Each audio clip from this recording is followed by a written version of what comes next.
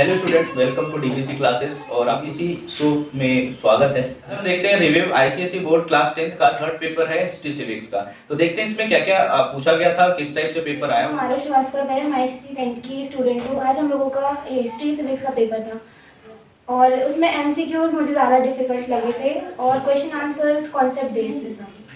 तो इसमें क्या मतलब किस टाइप से स्टडी का तैयारी रखनी चाहिए थी जिससे स्टूडेंट ज़्यादा अच्छे से परफॉर्म कर पाते। मेन टॉपिक से कर सकते हैं, टॉपिक क्लियर होना चाहिए इसमें। अच्छा, और क्या फ्लो चार्ट वगैरह बना के भी कर सकते हैं सर। ठीक है, मतलब ओवरऑल पेपर कैसा था सर? अच्छा था, ओवरऑल पेपर थोड़ा डिफिकल्ट था। थोड़ा डिफिकल्ट था, है ना। मेरा नाम अलमास है, मैं आईसीएसई क्लास 10th की स्टूडेंट हूँ।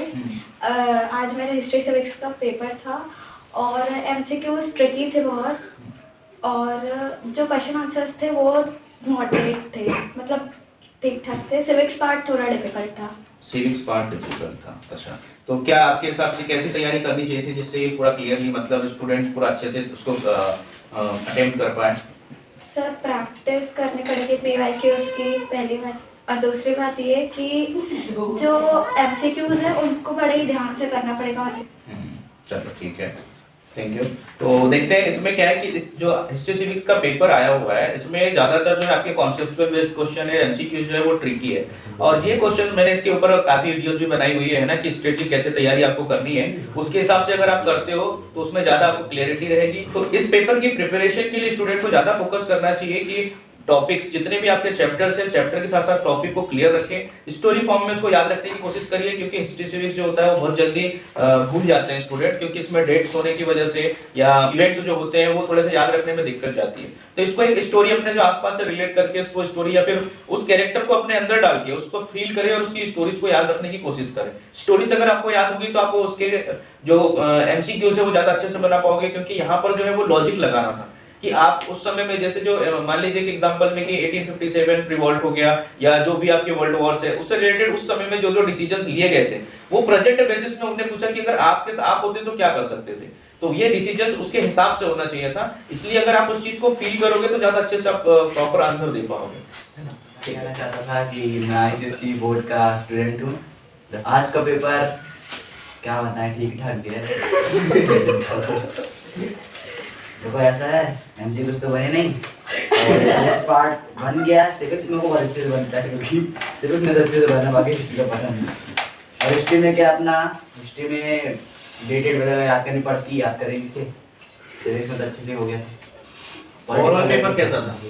पेपर ऐसा था कि 40-45 मार्क्स आ जाएंगे, मतलब बहुत ही ज्यादा लो था, ठीक ठाक था। ठीक ठाक था। तो क्या मतलब किस पॉइंट में तुमने अपनी तैयारी नहीं की थी? हिस्ट्री के जो क्वेश्चंस रहते हैं जैसे कि सन क्या बोलते हैं उसको, डेट, सन ईयर डेट वगैरह, तो वो अगर अच्छे से याद हो तो ही कर पाएंगे।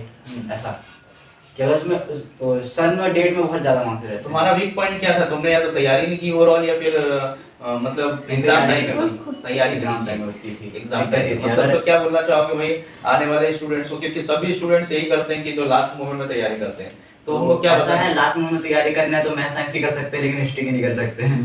अच्छा, मैथ साइंस बन जाएगा। हाँ, वो सब बन जाएगा, हिस्ट्री में नहीं कर पाएंगे। चलो ठीक है। बटरफ्लाई है, बटरफ्लाई। तो राम राम भाई सारों को, आप सब मेरे को जानते होंगे। आईसीएसई क्लास 10 में स्टूडेंट आई सुनकर आप सभी के सामने फिर से हिस्ट्री सिविक्स का पेपर बताने जा रहा हूँ। तो हिस्ट्री सिविक्स का पेपर तो आसानी था, बस एमसीक्यूज में थोड़ी दिक्कत आ रही थी। बस एमसीक्यूज मेरे को थोड़े डिफिकल्ट था, बाकी सब बढ़िया था मेरे को। मतलब अच्छा था पेपर? हाँ सर, पेपर अच्छा। चलो अच्छा है, मतलब बस एमसीक्यूज में सर थोड़ी दिक्कत आ रही थी क्योंकि वो घुमा फिरा के पीछे रहे। अच्छा चलो ठीक है, थैंक यू। तो वैसे इन लोगों का तो पेपर ठीक रहा। बाकी ऐसा है कि हर एक इंडिविजुअल का अपना अपना प्रोस्पेक्टिव होता है जिसके हिसाब से पेपर वो अपने हिसाब से उसको अटेम्प्ट करते हैं ना।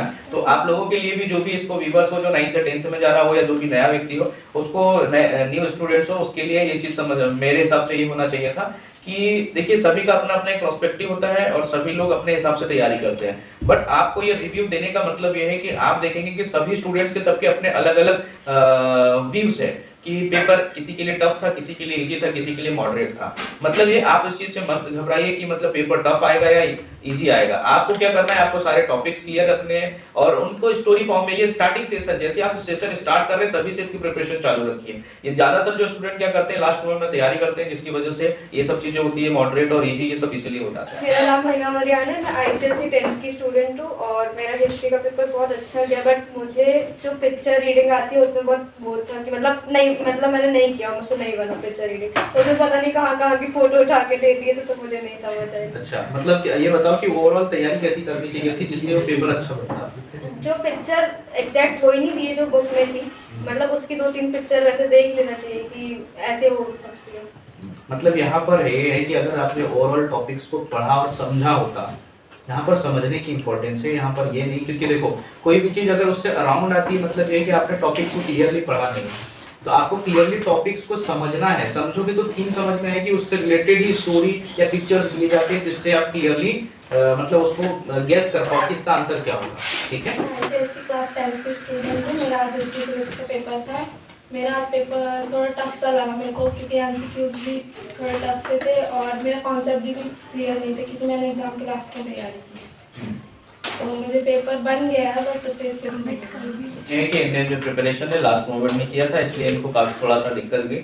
तो आप लोग ये चीज मिस्टेक्स ना करें, आप लोग जो है preparation properly in a way starting session से रखें। हर एक सब्जेक्ट को प्रॉपर अहमियत देना चाहिए, क्योंकि कोई भी सब्जेक्ट टफ या इजी नहीं होता है, वो आपके ऊपर डिपेंड करता है। अगर आपने उसकी प्रॉपर तैयारी की हुई है तो आपके लिए वो इजी होगा, और नहीं किए तो टफ होगा। चाहे वो हिंदी, इंग्लिश, हिस्ट्री, सिविक्स कोई भी पेपर हो सकता है, कि सब्जेक्ट के अकॉर्डिंग नहीं चल सकते हैं, क्योंकि सभी सब्जेक्ट का एक अपना अलग ही मोटिव होता है ना। तो यहाँ पर कोई टफ और इजी नहीं है। तो थैंक्स फॉर वॉचिंग, और मिलते हैं फिर नेक्स्ट पेपर के नेक्स्ट रिव्यू में। जब तक के लिए थैंक यू।